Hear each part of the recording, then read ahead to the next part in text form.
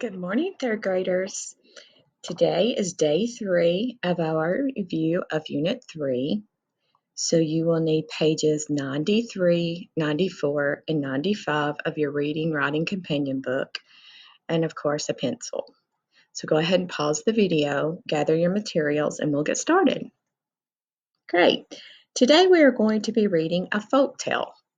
Hopefully you remember that a folk tale is a story that has passed from person to person in a culture. Folk tales, like all stories, have a problem and solution, and they also have a message or a lesson to be learned. Today we're going to be reading The Cheetah's Tears.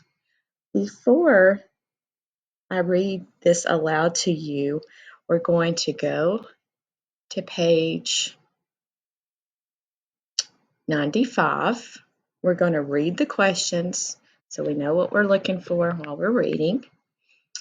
Which sentence best states the hunter's main problem? Number 2, in paragraph 4, what happens first after the mother cheetah returns to her den?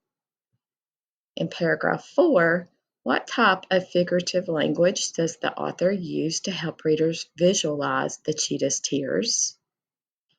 And number 4, which word in paragraph 9 has a suffix that means the state of being? Let's go back to page 93 and be ready to listen to our story.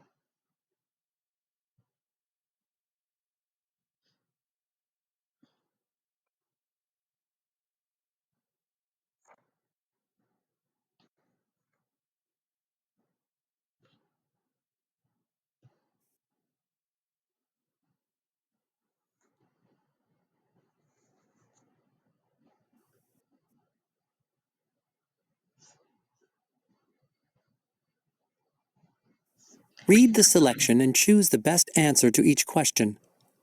The Cheetah's Tears. Long ago, a hunter needed to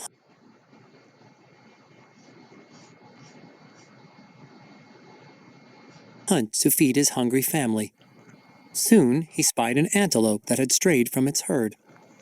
The hunter prepared to catch his prey. Then, all at once, a cheetah sprinted out of the grass and pounced on the antelope.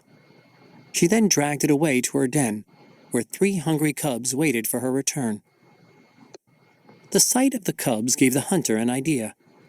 He was impressed with the cheetah's speed and hunting ability. He thought, I could train a cheetah cub to hunt for me. Then my family would never be hungry again. A few days later, the mother cheetah was off on another hunt. The hunter took the opportunity to raid her den. He was going to steal 1 cub, but had another thought. I will take all 3. 3 could hunt for a lot more food for my family. With that, he collected the 3 cubs in his arms and ran back to his village.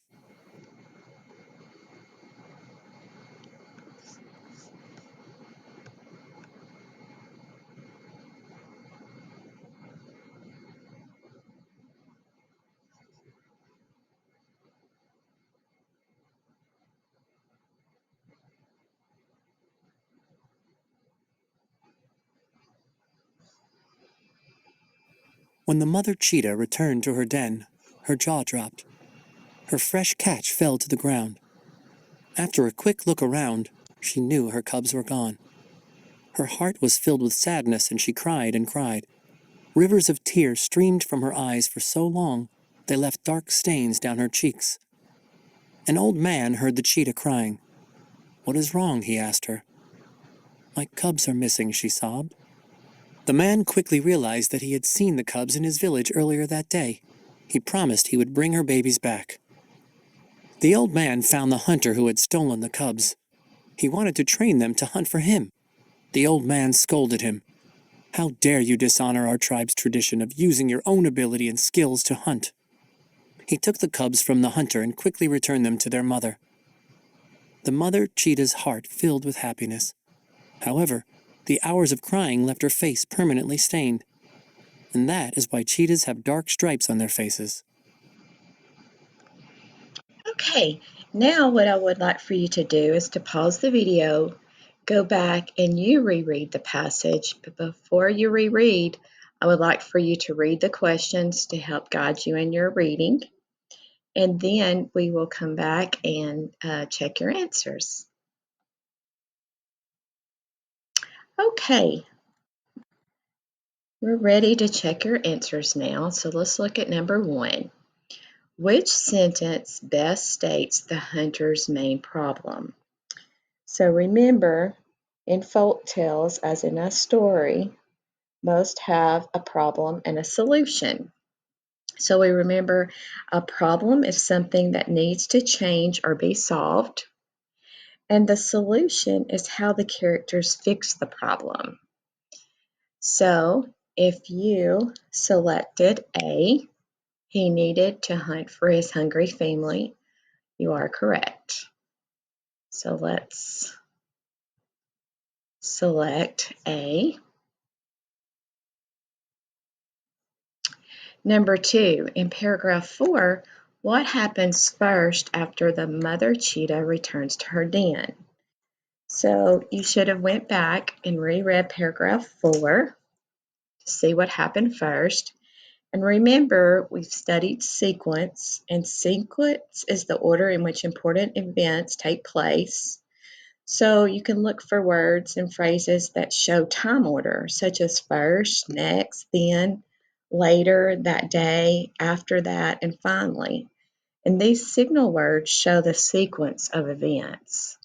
So if you chose G, her jaw drops, then you are correct.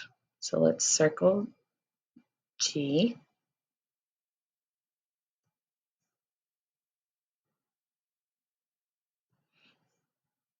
Number 3, in paragraph 4, what type of figurative language does the author use to help readers visualize the cheetah's tears?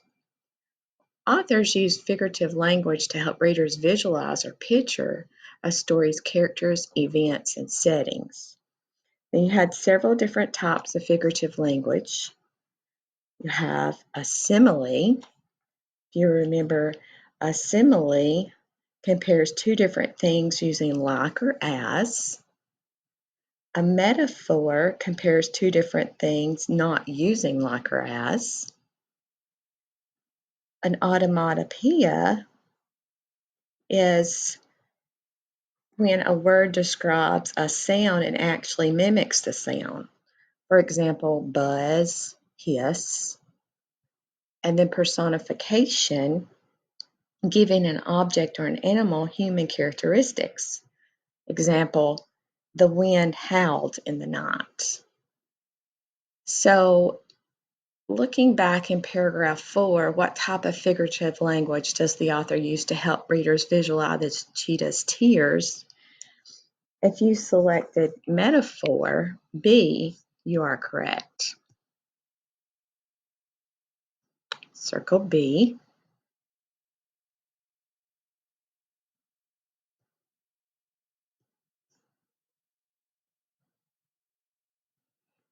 And the last one, number 4. Which word in paragraph 9 has a suffix that means the state of being? So thinking back, when we were studying suffixes, if you remembered NES meaning state of being, then you would have selected F, happiness.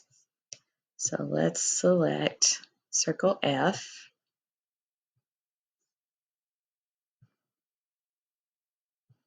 Great, I hope you all did a great job on those. If not, that's okay. Just correct your answers, go back into your passage, take a look where you may have misunderstood something or didn't quite get what the question was asking. That will help you get it right the next time.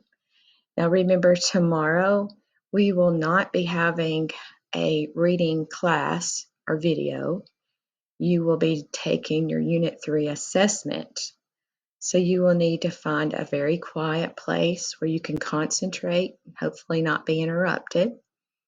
Read the passages very carefully, reread if you need to, and answer the questions to the best of your knowledge. So take your time. Good luck. I wish you all the best. Have a great day. Bye bye.